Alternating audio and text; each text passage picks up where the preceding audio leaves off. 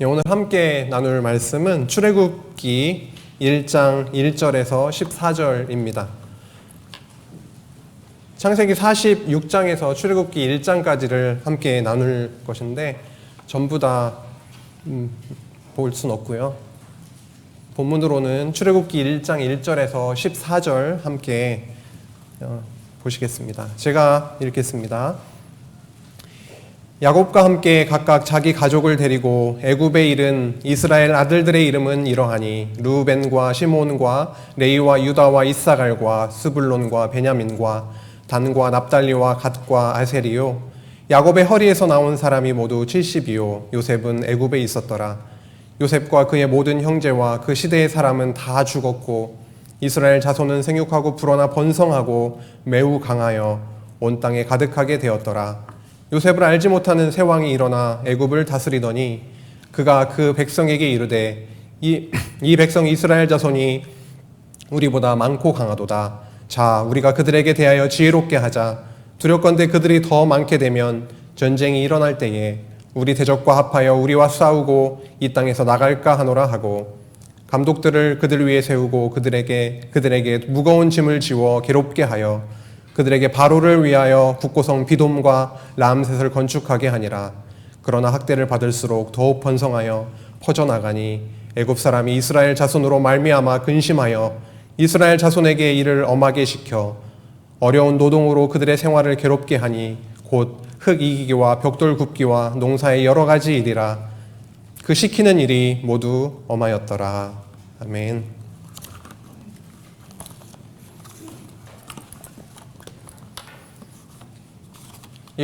샬롬 성도님들, 한 주간도 각자의 그 삶의 자리에서 하나님의 살아계심을 찐하게 경험하셨습니까?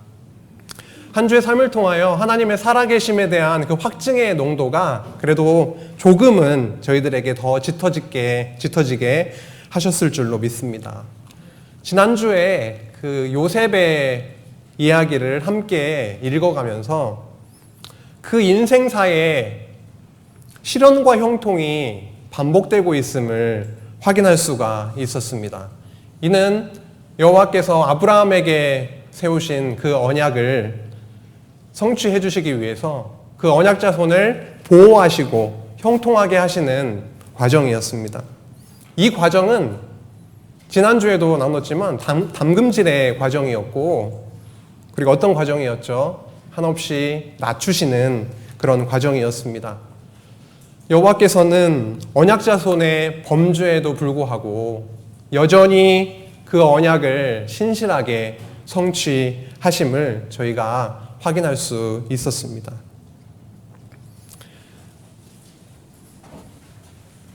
여호와께서는 언약을 세우시죠. 그렇죠? 언약을 세우시고 그 언약을 성취하십니다.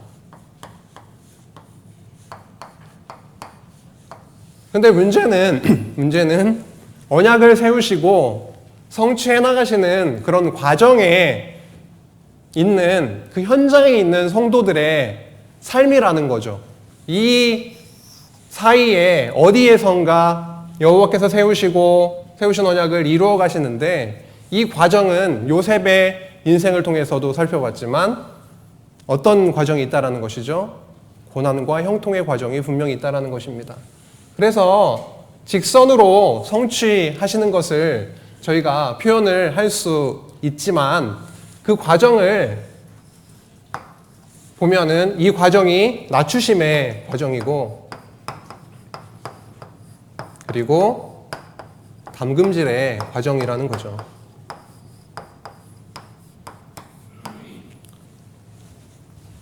지금 자손 언약을 세우시고 그 언약 자손을 번창시켜 나가시는데 보호와 형통의 과정을 통해서 번창시키십니다. 그런데 빼놓지 않고 등장하고 있는 것이 언약 자손들의 범죄의 현장입니다. 끊임없이 낮추시고 끊임없이 담금질을 하시는 그런 과정이 있다라는 것이죠. 그냥 세우신 언약을 성취해주면 내가 여호와 하나님 앞에 무언가 언약 성취의 복을 누릴 만한 그런 자격이 있는 줄 착각을 하게 되죠. 낮추시고 담금질, 범죄의 가정을 두십니다. 범죄의 가정에서 여기 어떤 내용이 나왔었죠? 지난주에 살펴봤던 것처럼 37장에서는 요셉의 형제들의 범죄가 나오고 있습니다. 그렇죠? 요셉의 형들이 범죄를 합니다. 요셉이 너무 밉고 시기가 나니까 이방 백성에게 팔아 넘기는 인신매매의 범죄를 저지릅니다. 38장에는 지난주에 살펴보지 못했지만 누가 나오죠? 여기에 유다가 등장하죠. 유다가 다말을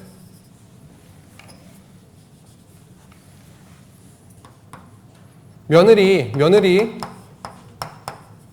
다말을 범하는 며느리를 범하는 범죄를 하게 됩니다. 그런데 유다와 요셉의 형들의 범죄도 있지만 사실 오늘 야곱에 대한 내용도 많이 다루게 되는데 야곱이야말로 범죄자이지 않습니까? 어머니 리브가와 함께 짜고 아버지를 속이고 축복을 이렇게 받게 되고 이 과정이 떠나질 않습니다. 범죄의 과정, 이 낮추시는 과정, 담금질의 과정, 이 과정을 통해서 결국은 하나님의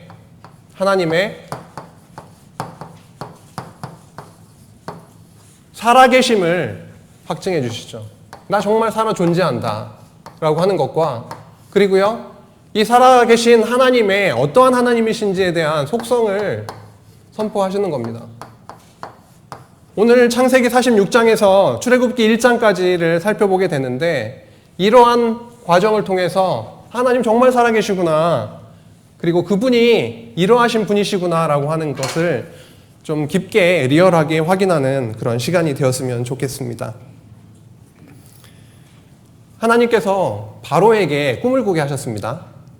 그 요셉이 꿈을 해몽을 했죠. 7년 동안 풍년이 들었습니다. 그 뒤에 이어지는 혹독한 7년의 흉년의 시간이 있었죠. 양식이 부족해졌습니다. 어느 누구도 그 기근 속에 살아남을 수가 없는 상황이었는데요. 생명의 위협을 받게 된 것이죠. 야곱의 가족도 역시 예외가 될 수 없었습니다. 하지만 여호와께서는 야곱을 모든 소유를 이끌고 누가 통치하고 있는 애굽으로 갔죠? 아들 요셉이 다스리고 있는 애굽으로 그렇게 가도록 떠나게 했습니다. 이것이야말로 여호와 하나님께서 특심하신 보호의 손길이었다는 것이죠. 애굽으로 내려가는 길에 브엘세바에 이르렀고 거기에서 아버지 이삭의 하나님께 희생 제사를 드렸습니다. 저녁에 하나님이 나타나셨어요. 그러면서 하나님이 이상 중에 말씀하신 내용이 창세기 46장 3절에서 4절입니다. 지난 시간에도 살펴본 말씀입니다. 하나님이 이르시되 나는 하나님이라. 내 아버지 하나님이니 애굽으로 내려가기를 두려워하지 말라. 내가 거기서 너로 큰 민족을 이루게 하리라. 내가 너와 함께 애굽으로 내려가겠고 반드시 너를 인도하여 다시 올라올 것이며 요셉이 그의 손으로 내 눈을 감기리라 하셨더라. 이렇게 하나님은 야곱에게 나타나셔서 세우셨던 언약을 다시 한번 재확인을 시켜주십니다. 하나님이 언약하신 대로 자손을 번창시켜주겠다. 그리고 언약한 대로 땅을 다시 그 땅으로 돌아오게 해주겠다. 땅을 차지하게 해주겠다라고 하는 것이죠. 모든 소유를 이끌고 이방 나라로 이주하는 일은 그리 만만치는 않습니다. 성남에서 살다가 용인으로 이사 가는 것도 만만치는 않더라고요. 그러니까 아는 지인이 별로 없는 지역으로 옮기는 것은 쉬운 일이 아닙니다. 부담이 되죠. 야곱이 모든 소유를 이끌고 물론 아들이 있다고는 하는데 애굽으로 가는 길은 굉장히 두려움이 있을 수밖에 없었습니다. 그런 야곱에게 하나님께서 내가 너와 함께 할 것이니까 걱정 말고 애굽으로 가라. 내가 세운 그 언약을 이루어 주겠다라고 위로하셨던 것입니다. 드디어 야곱의 70명의 가족들이 애굽 고센 땅에 도착을 했습니다. 야곱은 죽은 줄로만 알았던 그 아들 요셉을 만나서 꼭 목을 끌어안고 한참을 울었습니다. 두 사람 모두 그간 있었던 많은 일들이 주마등같이 스쳐 지나갔겠죠. 여기까지 인도하신 여호와 하나님을 떠올리며 그 억누를 수 없는 기쁨과 그 감격에 벅차 올랐을 것입니다. 아들 요셉과의 그 만남 후에 이제 바로 왕을 만나러 갔죠. 그리고 나서 고센 지역에 있는 람셋이라고 하는 도시에 정착을 하게 됩니다. 그런데 그 이후부터 또 굉장히 극심한 기근이 계속 이어지게 되는 것이죠. 그렇다 보니까 애굽에 있는 사람들도 그렇고 주변에 있는 나라의 사람들도 그렇고 양식을 사기 위해 돈을 들고 어디로 오게 되겠습니까? 요셉에게 다 오게 되죠. 그래서 애굽에 있는 모든 돈과 가나안에 있는 모든 돈이 어디에 쌓이게 되냐면 애굽 바로 왕의 궁에 다 차곡차곡 다 쌓이게 되는 겁니다. 양식을 사려고 하니까 돈이 없죠. 이제는 모든 가축들을 들고 옵니다. 그 다음에는요, 모든 토지를 다 내어놓습니다. 그 다음에는요, 애굽 사람들이 내가 당신의 종이 되겠습니다라고 자처할 정도의 상황이 되어버리는 겁니다. 목숨을 구하기 위해서, 건지기 위해서 처절한 그런 몸부림이 그들에게 있었던 것입니다. 그러나 이런 무서운 기근 중에서도 이스라엘 자손은 여호와 하나님께서 그들을 보호하심 속에서 생육하고 번성했다라고 말씀을 하고 있습니다. 47장 27절 한번 보시겠습니다. 이스라엘 족속이 애굽 고센 땅에 거주하며 거기서 생업을 얻어 생육하고 번성하였더라. 고센 땅에 이주를 시키시고 그 극심한 기근 속에서도 어떻게 해요?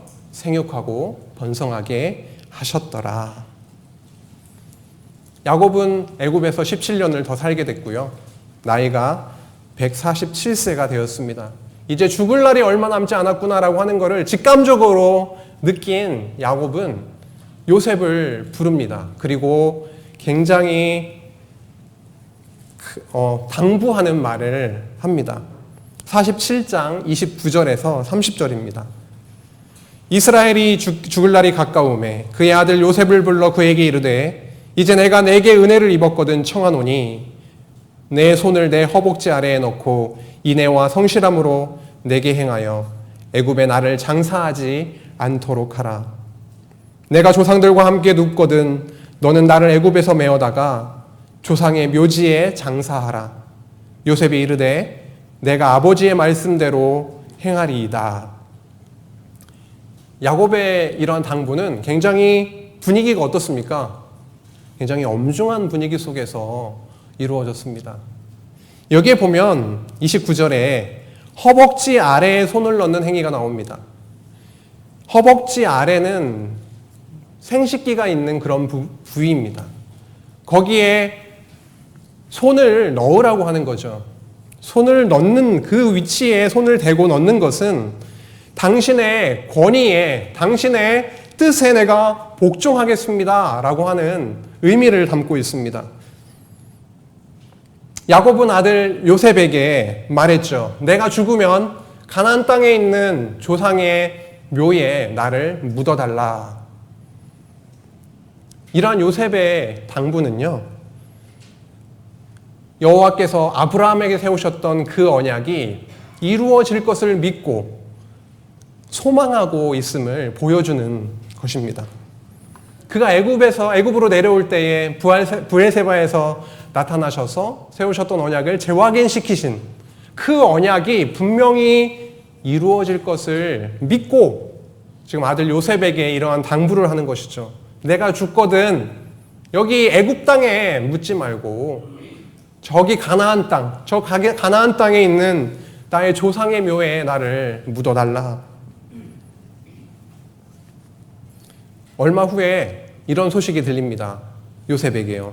너의 아버지가 병에 걸렸다 라고 하는 거예요. 그래서 요셉이 두 아들이 있었잖아요. 그렇죠? 므낫세와 에브라임을 데리고 아버지 야곱에게 가게 됩니다.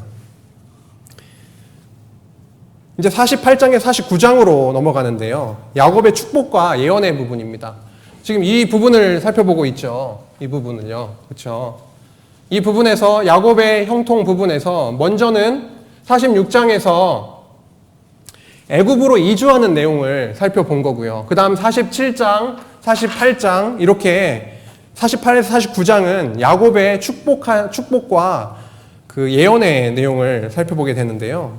야곱이 요셉의 두 아들인 므낫세, 에브라임 이렇게 손 이렇게 어긋나서 축복하는 그 내용도 있지만 그 내용은 건너뛰겠습니다.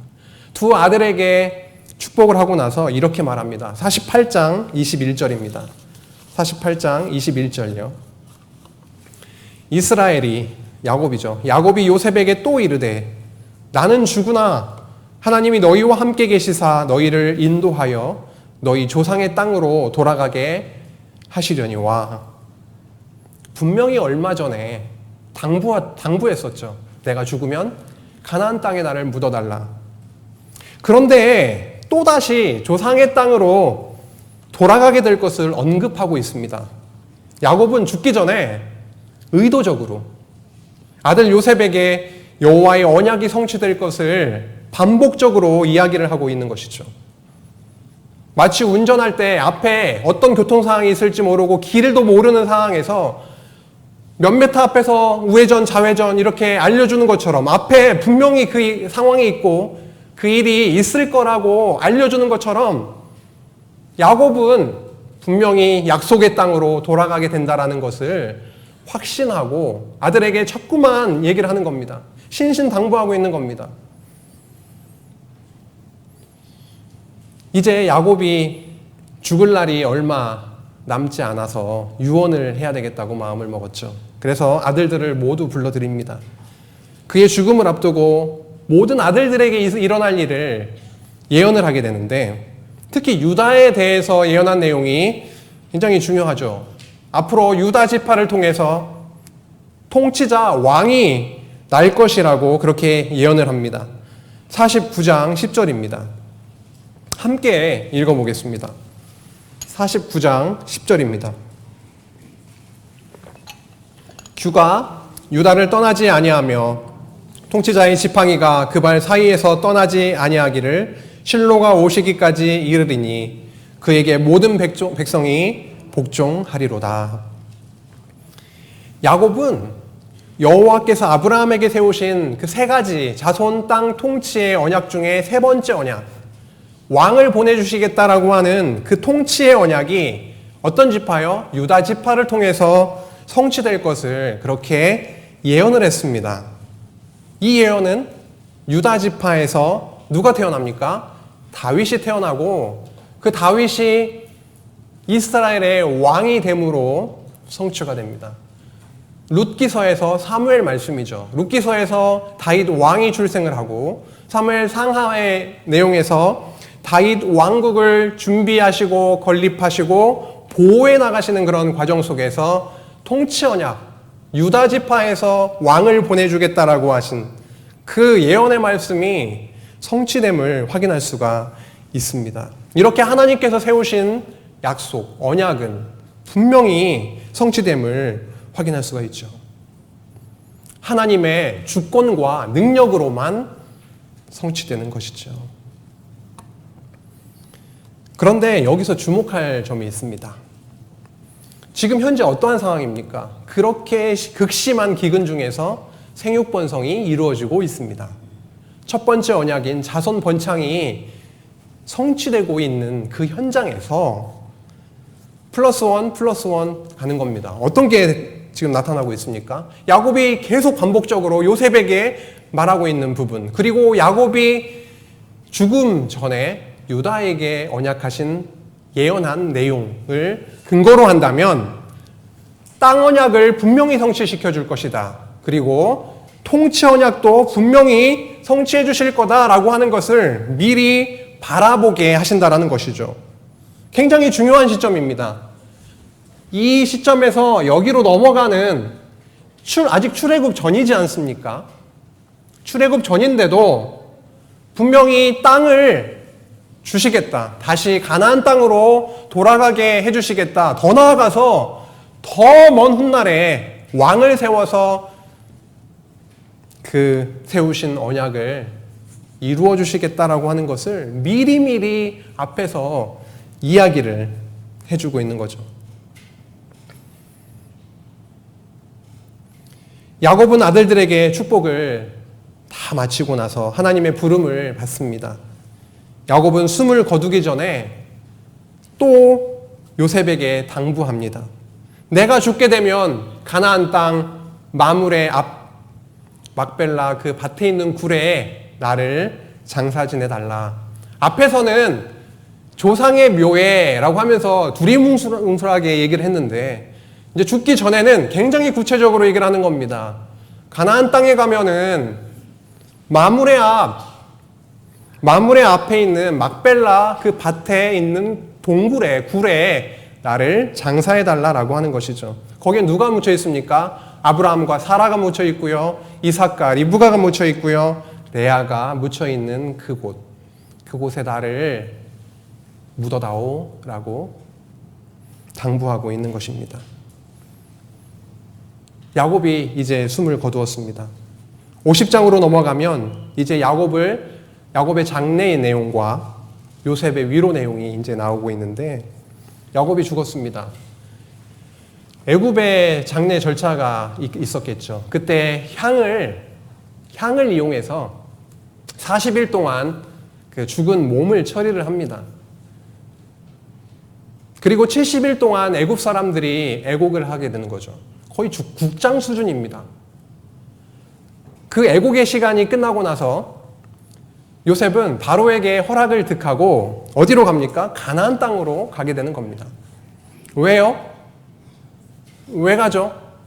아버지가 그렇게 신신당부한 것처럼 이제 어디에 아버지의 시체를 갖다가 묻어야 되냐면 가나안 땅에 가서 장례를 해야 되니까요.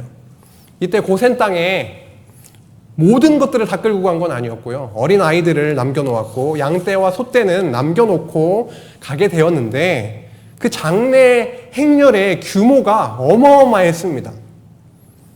50장 9절에 보니까 그때가 심히 컸더라라고 합니다.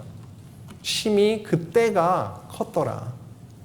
야곱의 장례를 위해서 가족들은 물론이고 애굽의 모든 신하들 그리고 애굽의 모든 원로들까지 총동원되었습니다. 군대까지 같이 따라가게 되었죠. 안전하게 달려올 수 있도록 여호와께서 보디가드를 붙이신 셈입니다. 요셉은 아버지의 유언대로 가나안 땅 마물의 앞 막벨라 밭에 있는 굴에 아버지 야곱을 잘 장례를 마치고 애굽으로 무사히 돌아왔습니다. 그런데 이 사건이 매우 의미 있는 사건이라는 것이죠. 왜요? 출애굽 전입니다, 지금. 약속의 땅 가나안에 다녀온 사건이라니까요. 아직 출애굽 전인데 틀림없이 너희를 가나안 땅으로 되돌릴 것인데 미리 하나님께서 그곳에 다녀오게 하신 사건입니다. 우리가 사경회를 가거나 아니면 속회에 어떤 야유회를 가게 될 경우에 임원들이 그 가게 될 장소에 미리 가가지고 그 장소가 어떤지 불편한 것은 없는지 잘 살피고 오는 마치 그 사전 답사와도 같은 것입니다. 여호와께서 앞으로 틀림없이 땅 언약을 성취시켜 주시겠다라고 하는 복선과도 같았던 것이죠.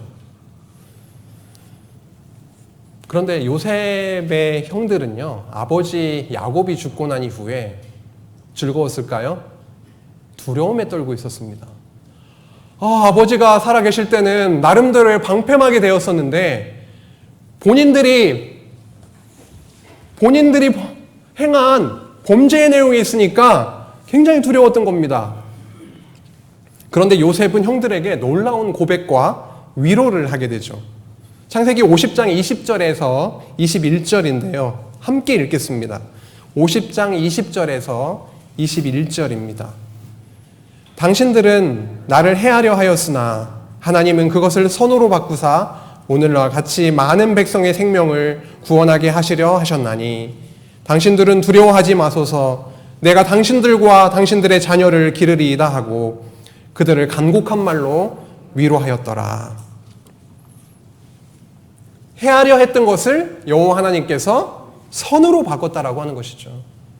지난 시간에 당신들이 나를 여기에 보낸 것이 아니라 여호와 하나님이 당신들을 보호하기 위해서 나를 이 땅에 먼저 보냈다고 고백했던 것과 연결이 되죠.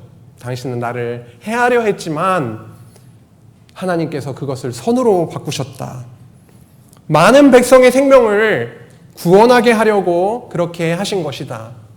당신들은 범죄의 자로서 그러한 자격이 없지만 여호와 하나님은 그들을 용서하시고 형통케 하시는 그런 신실하신 여호와 하나님임을 이런 과정을 통해서 리얼하게 깨닫게 하는 거죠. 이 고백을 듣고 형들의 마음은 어땠을까요? 희희나는 좋았을까요? 눈물바다가 되지 않았을까요? 그 후로 요셉은 아버지의 가족과 함께 애굽에서 살다가 110세에 죽음을 맞이합니다. 죽기 전에 하는 말이 굉장히 중요한 것 같아요. 아까 누가 죽기 전에 누구한테 얘기했습니까? 야곱이 죽기 전에 요셉에게 얘기한 내용이 나왔었죠. 이번에는 그의 아들인 요셉이 죽기 전에 누구에게요? 형들에게 당부하는 내용이 이거이십니다. 창세기 50장 24절에서 25절입니다. 요셉이 그의 형들에게 이르되 나는 죽을 것이나 하나님이 당신들을 돌보시고 당신들을 이 땅에서 인도하여 내사 아브라함과 이삭과 야곱에게 맹세하신 땅, 그 땅에 이르게 하시리라 하고 요셉이 또 이스라엘 자손에게 맹세시켜 이르기를 하나님이 반드시 당신들을 돌보시리니 당신들은 여기서 내 해골을 메고 올라가겠다 하라 하였더라. 요셉 역시도 그의 아버지의 뒤를 이어서 여호와 하나님이 세우신 그 언약이 성취될 것을 바라보고 있습니다. 아버지를 장사하고 온 그 땅, 그 가나안, 거기에 돌아가게 하실 것이다라고 하는 것을 믿고 있는 것이죠. 앞으로의 역사 섭리 과정에서 실제로 아주 정확하게 이 방향으로 흘러가게 됩니다. 왜 이런 또 결과가 있을 수밖에 없냐면 조금은 거슬러 올라가면 창세기 15장에 여호와께서 아브라함에게 세우신 언약이 있습니다. 15장 13, 14절에 이런 내용이 나옵니다. 내 자손이 이방에서 객이되어 그들을 섬기겠고 그들은 400년 동안 내 자손을 괴롭히리니 그들이 섬기는 나라를 내가 징벌할지며 그 후에 내 자손이 큰 재물을 이끌고 나오리라. 영원히 애굽에 있을 자들이 아니에요. 400년이라고 하는 기간이 정해져 있고 여호와 하나님께서 정하신 그때가 딱 되면은 그 땅을 나오게 될 자들인 거죠. 그러니까 이런 부탁을 하는 겁니다. 당부를 하는 겁니다. 내 해골을 들고 어디로요? 가나안 땅으로 메고 가라 라고 하는 거죠. 요셉 사후의 역사는 어떻게 됐을까요? 잠시 후에 좀 더 연결해서 보도록 하고 그 전에 창세기 방금 살펴봤던 46장에서 50장까지의 내용을 간략하게 정리를 하고 넘어가도록 하겠습니다. 46장에서 50장까지는 언약자손을 그 극심한 기근 속에서 그 죽음의 위기 속에서 형통하게 하셔서 그 세우신 언약대로 자손을 번창할 수 있도록 그 자손이 번창될 수 있도록 준비하시는 기초를 놓으신 그런 시간이었습니다. 실제로 47장 27절에 고센 땅에서 생육 번성하기 시작하는 그런 모습도 보여주셨죠. 이 과정에서 야곱도 그렇고요. 그리고 요셉도 그렇고요. 어때요? 하나님께서 언약하신 그것이 분명히 이루어질 거다라고 하는 것을 믿고 소망하고 바라보면서 자꾸만 아들에게 나는 죽으니까 그리고 형제들에게 그렇게 전달을 하고 있습니다. 무엇과 연결되어? 그 언약이 성취될 거다라고 하는. 그래서 그들이 죽음을 앞두고 공통적으로 했던 말은 다른 게 아니라 여호와 하나님께서 세우신 그 언약은 반드시 이루어진다, 성취된다라고 하는 것이죠. 출애굽기 1장부터 이어지는 말씀은 그 세우신 언약 중에 자손 언약이, 그 자손 번창이 어떻게 성취되는지 생동감 있게 보여주고 있습니다. 그럼 요셉이 죽은 후에 역사가 어떻게 진행되는지 한번 확인하러 가보겠습니다. 자손의 생육과 실현의 내용이 출애굽기로 이제 넘어가게 되는데, 오늘은 1장의 내용까지 보겠습니다. 언약자손이 생육을 하게 되죠. 그리고 그들에게 학대가 어려움이 이제 생기게 됩니다. 출애굽기의 시작은요, 그 야곱 가족들이 우리 말씀 전하기 전에 봉독했던 그 말씀 1절부터 14절까지 함께 살펴보았는데, 그 내용을 한번 떠올리면서 들어보십시오. 야곱의 70명의 가족들이 애굽에 내려와서 살게 되는데, 세월이 흘러서 요셉도 그렇고요, 그리고 요셉의 형제들도 그렇고요, 그리고 그 당대에 있었던 사람들이 다 죽었다라고 밝혀주고 있습니다. 그러면은 적어도 1년, 2년, 3년 정도 그런 게 아니고요, 상당한 시간이 흘렀다라는 것을 저희가 알 수가 있습니다. 그리고 그 뒤에 한 절이지만 매우 중요한 내용을 기록하고 있습니다. 출애굽기 1장 7절입니다. 다 같이 읽어보시겠습니다. 이스라엘 자손은 생육하고 불어나 번성하고 매우 강하여 온 땅에 가득하게 되었더라. 온 땅에 가득하게 되었더라. 앞에서 창세기 47장 27절에 고센 땅에서 생육 번성한 내용이 나왔었습니다. 그때만 생육 번성한 것이 아니라 그때 이후로 계속 번성을 이어오고 있는 겁니다. 어느 때까지요? 요셉의 형들과 가족들과 그 당대의 사람들, 그 세대들이 모두 죽고 난 그 시점에 이르기까지 여호와 하나님은 이스라엘 자손들을 놓지 않으시고 생육 번성할 수 있도록 당신의 신실하신, 그리고 주권자 되신 그런 영광의 능력으로 이스라엘 백성들을 꼭 붙드시고 그들을 생육번성하게 해오셨다라는 거죠. 어느 정도까지요? 그 거대한 애굽 땅에 가득 찰 정도로 번성했다라고 기록을 하고 있습니다. 세대가 완전히 바뀐 것을 보았을 때 수십 년이 지난, 그 이상의 시간이 지난 그런 시점이겠죠. 정말 놀랍지 않습니까? 70명이 내려왔는데 그 수십 년 사이에 이렇게 그 거대한 애굽에 온 땅에 가득하게 되었다라고 기록할 정도로 생육 번성할 수 있도록 그렇게 하신 그 하나님의 능력, 정말 놀라울 수밖에 없습니다. 하나님께서 선포하신 그 언약의 말씀은 전능하신 하나님의 말씀이기 때문에 그 말씀의 능력으로 하나도 땅에 떨어지지 아니하고 그대로 성취되고 있음을 알 수가 있습니다. 이런 상황 속에서 요셉을 알지 못하는 새로운 왕이 애굽을 다스리기 시작하게 된 겁니다. 요셉을 알지 못하는 새로운 왕, 엄청나게 시간이 지난 후의 일이라는 것을 알 수가 있습니다. 너무 유명한 사람이었기 때문에 저희가 초대 대통령을 모르지 않지 않습니까? 그렇죠? 굉장히 유명한 우리 역사 안에 그 인물들을 기억하고 있죠.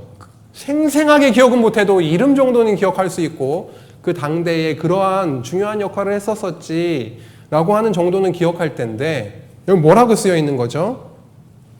알지 못하는, 그 정도로 많은 시간이 흐른 그 시점이라고 볼 수 있겠습니다. 그런데 이 왕은 1장 9절에 보니까 이스라엘 자손이 애굽 자손들보다 훨씬 더 많고 강하도다라고 하면서 염려하고 있는 모습을 볼 수가 있습니다. 혹시 전쟁이라도 났을 때 우리를 쳐들어온 그 대적과 함께 힘을 합해서 우리야 맞붙어 싸우고 혹시라도 우리의 필요에 의해 필요로 하는 그 인력들을 다 빼앗기면, 그들이 다 가버리면 어떻게 하느냐라고 생각을 하게 된 거죠. 그래서 그 왕은 어떻게 했습니까? 이스라엘 자손들을 힘들고 괴롭게 해서 생육번성의 그 기세를 어떻게 좀 누르려고 한 거예요. 너무 힘들고 고되면은 저렇게 번성하진 못하겠지. 그러면서 그 기세를 꺾어버리려고 더 험한 일들을 시키기 시작하는 겁니다. 1장 11절에서 12절에 나오죠. 감독들을 그 위에 세우고 그들에게 무거운 짐을 지워 괴롭게 하여 그들에게 바로를 위하여 국고성 비돔과 람셋을 건축하게 하니라. 굉장히 힘든 고역을 시키기 시작하는 겁니다. 12절, 그러나 학대를 받을수록 더욱 번성하여 퍼져나가니 애굽 사람이 이스라엘 자손으로 말미암아 근심하여 라고 말씀하고 있습니다. 놀라운 일이 벌어졌죠. 애굽 왕의 그런 목적이 뭐였습니까? 그들을 어떻게든 그들이 생육 번성하는 기세를 눌러버리려고 했는데, 그들을 아무리 더 괴롭게 힘들게 고된 노동을 시켜도 어떤 결과가 일어난 거죠? 학대를 받으면 받을수록 더 번성하게 되는 것을 보게 된 겁니다. 그래서 걱정에 염려까지 그렇게 하게 될 정도였다는 거죠. 전혀 예상치 못한 결과가 나온 겁니다. 어떻게 더 학대하고 괴롭게 했는데 번성을 할 수 있는가라고 하면서요. 이렇게 여호와 하나님은 당신이 이루고자 하시면은 어떠한 것도 어떠한 사람도 그거를 막아세울 수가 없는 겁니다. 이사야 선지자가 이런 말씀을 예언을 했어요. 14장 27절입니다. 만군의 여호와께서 경영하셨은즉 누가 능히 그것을 패하며 그의 손을 이렇게 펼치셨은즉 누가 능히 그것을 돌이키랴. 전능하시고 신실하신 여호와께서 뜻하신 바, 내가 너희의 민족을 이방인의 객이 돼가지고 400년 동안 섬기고 고통 가운데 있게 하겠지만 내가 너희의 민족을 번성케 해주시겠다라고 하신 그 뜻을 아무도 패할 수가 없었습니다. 학대를 받으면 받을수록 더 번성하게 됐었죠. 이를 엄하게 시키고 어려운 노동을 괴롭게 지치게 그렇게 시켜도 이스라엘 백성은 더욱더 번성해서 강하게 되었다라고 13절, 14절, 20절에 보면 나와 있습니다. 이것은 무엇을 말을 하고 있는 겁니까? 언약자손의 번창이라고 하는 것이 오직 여호와 하나님의 능력으로만 가능한 것을 보여주고 있습니다. 이는 신약교회 설립의 과정에서 정확하게 성취가 되었습니다. 교회의 핍박과 박해가 가해졌을 때 오히려 많은 영혼들이 주께로 돌아오는 그런 놀라운 일이 벌어졌던 거죠. 사도행전 8장 1절, 11장 19, 21절에 보면 그러한 내용이 직접적으로 나오고 있습니다. 교회의 환난과 핍박이 가해지면 우리는 이렇게 이러다가 이 교회가 무너지고 망하는 거 아니야?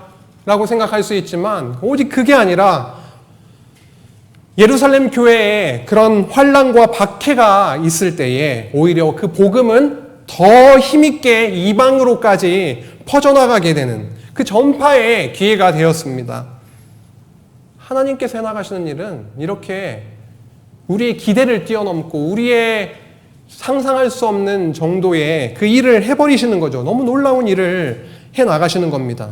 어느 것도 그 힘과 뜻을 막아세울 수가 없는 것이죠. 여호와께서 경영하셨은즉 누가 감히 그것을 패하고 그의 손을 펴셨은즉 누가 그것을 돌이킬 수 있으랴. 오늘 창세기 46장에서 50장에 이르는 언약자손들의 그 형통의 말씀과 출애굽기 1장에 자손을 생육시키시고 그 다음에 애굽에 학대하는 그런 말씀을 통해서 어떤 하나님을 우리는 배우게 되었는지요. 하나님은 세우신 언약을 반드시 성취하시는 신실하신 여호와이심을 야곱과 요셉을 통해서 보여주시고 있습니다. 야곱과 요셉은 하나님께서 자손 땅 통치에 그 나라 언약을 성취해 주실 것을 믿고 기대하고 소망하면서 여호와께서 그 언약을 성취하실 것이다 라고 강조하고 있습니다. 의도적으로, 반복적으로. 하나님은 이미 당신의 영원하신 뜻이 정해져 있죠. 그래서 밑그림을 그림으로 말하면 빅픽처, 정말 큰 모든 일들을 당신의 뜻 안에 다 가지고 계시고 이미 앞으로 그려나갈 그 모습을 다 밑그림으로 그려놓으시고 역사 섭리의 과정에서 때가 됐을 때 조금씩 색칠을 해나가시는 겁니다. 한치의 오차도 없는 그 설계 도면을 여호와 하나님의 손에 움켜쥐시고 그 집을 완벽하게 지어나가시는 거예요.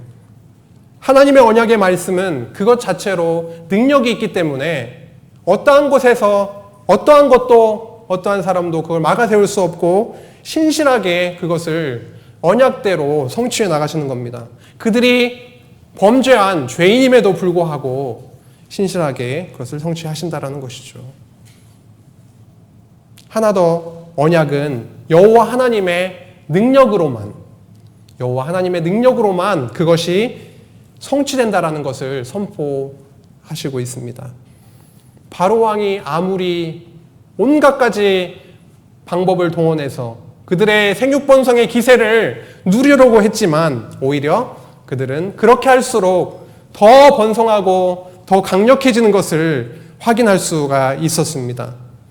전능하신 하나님의 경영하심을 그 어느 누구도 그것을 막아세울 수가 없습니다. 여호와는 모든 것들의 주관자 되시는 것이죠. 우리의 삶도 모든 역사도 그분이 여호와께서 계획하시고 뜻하신 그 방향으로 갈 수밖에 없다라는 것. 이것이 바로 언약하신 하나님의 나라를 세워가시는, 창세기 1장 28장에서 아담에게 세우신 그 자손 땅 통치의 하나님의 나라에 대한 그 언약을 세워가시는 그런 방식입니다. 어떠한 방법이요? 어떠한 방법으로요? 가장 절망 속에서, 가장 비참함 속에서, 가장 힘없어 보이는 그런 상황 속에서 하나님의 능력과 영광을 드러내시는 그런 방식으로. 그래서 여호와 하나님께서 내가 한다, 나의 능력으로만 가능하다라는 것을 깨닫게 하시는 그 방식으로 약속하신 하나님의 나라를 이루시는 겁니다. 신약에 와서도 그렇습니다. 지상의 하나님의 나라인 교회를 세워가시는 방법도 아주 동일했다라는 것이죠. 예수 그리스도께서 가장 약하고 비참해 보이는 십자가에 매달려 죽으셨습니다. 근데 사망 권세를 이기시고 부활하시는 방법으로 언약하신 하나님의 나라, 이 교회를 세우셨다라는 것이죠. 사도행전 8장 2절 이후에 보면은 예루살렘 교회에 핍박이 가해지는데 오히려 이것은 그 복음이 더 왕성하게 이방에까지 퍼져나가는 그런 놀라운 역사가 이어지게 되었고, 복음을 선포하러 다니는 바울 사도를 죽이려고 핍박하고 죽이려고 했지만 오히려 성령께서는 그에게 죽어도 나는 좋다, 그 담대함을 허락하여 주셔서 끊임없이 복음이 선포되게 하셨습니다. 초대교회는 어떻습니까? 많은 핍박이 가해졌지만, 그래서 그 교회가 말라 비틀어져 없어질 것만 같았는데 오히려 지하로 들어가서 더 간절하고 더 뜨겁게 불타오르게 하셨습니다. 교회는 인간의 능력과 노력으로 세워지는 게 아닙니다. 오직 전능하시고 신실하시고 주권자 되시고 영원하신 그 사랑이 많으신 여호와 하나님의 능력으로만 세워집니다. 이 불변의 진리가 우리 성도들의 마음 가운데 정말 굳건하게 자리만 잡는다면 정말 기운이 펄펄 솟지 않겠습니까? 그 기운이 그 교회에, 그 주님의 몸된 교회의 지체인 우리를 세우고, 이 교회를 세우고, 우리 가정 교회를 세우고, 이 교회를 세웁니다. 코로나19 사태로 인해서 교회가 주춤합니다.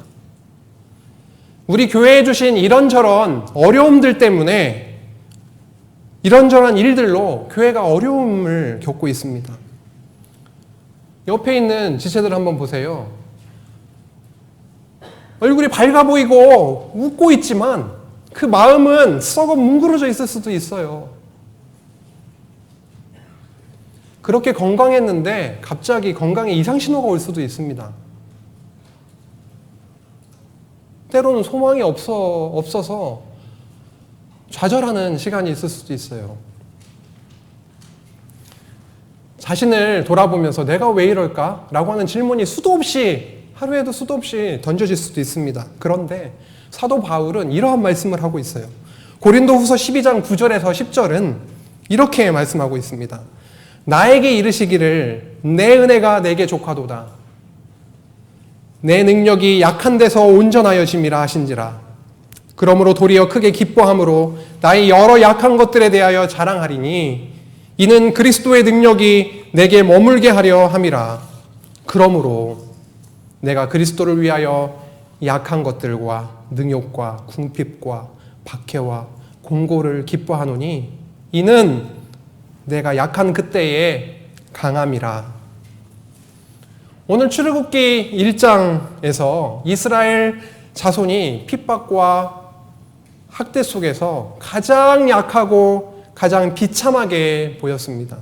그러나 여호와 하나님이 그들과 함께하니까 학대를 받을수록 더욱더 번성하고 퍼져나가는 그 거대한 애굽의 땅을 채워버리는 놀라운 일이 벌어진 거죠. 이처럼 우리 각자가, 우리 가정이, 우리의 교회가 비록 약하게 보일지라도, 아니 그 약한 상태에 있을지라도 오히려 그 가운데 참 소망이 있다라는 것이죠. 왜요?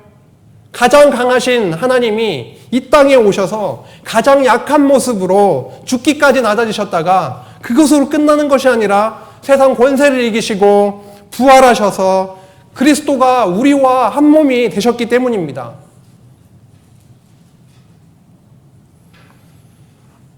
교회의 머리는 그리스도시죠. 그리고 주님의 몸된 교회의 지체가 우리입니다. 우리가 가장 약한 그때가 그리스도의 강함을 누리게 되는 영광의 시간인 거죠. 성도의 삶의 과정은 내가 약하고 무능함을 발견하는 시간입니다. 저희들에게 또 한 주의 시간을 주셨습니다. 이 한 주도 약한 우리 안에 강하신 그리스도, 약해 빠져 보이는 우리 안에 너무도 강한 그리스도를 발견하고 그 안에서 현실은 그렇지 않은데 오히려 안에서부터 솟아나는 그 안식을 누리는 시간 되시길 간절히 소망합니다. 그 그리스도를 언약대로 이 땅에 보내신 그 하나님은 정말로 살아계신 여호와이십니다. 기도하시겠습니다. 하나님 아버지 감사합니다. 정말 저희들에게 너무도 큰 복을 주셨습니다. 하나님의 나라를 누릴 수 있는 자녀로 주님 삼아주시고 정말 우리 가운데 약함이 너무도 많이 있습니다. 그럴 때마다 더 우리 안에 강하신 예수 그리스도를 바라보게 하시고 그 예수 그리스도가 손에 만져지게 하시고 눈에 보이게 하시고 들리게 해주시기를 간절히 소망합니다. 하나님 병상에서 여러 가지 어려움 속에서 정말 하나님을 붙들고 기도하는 저희 성도들도 있고 이 자리에 나와 있을지라도 여러 가지 어려움 가운데 예수 그리스도를 바라볼 수밖에 없는 저희들이 오니 성령께서 함께 하시고 우리 내주하셔서 영원히 주님의 진리 안에 더 굳건하게 뿌리를 받고 참된 안식을 누릴 수 있도록 주님께서 인도하여 주시기를 간절히 빌고 나오며 예수님의 이름으로 기도했습니다.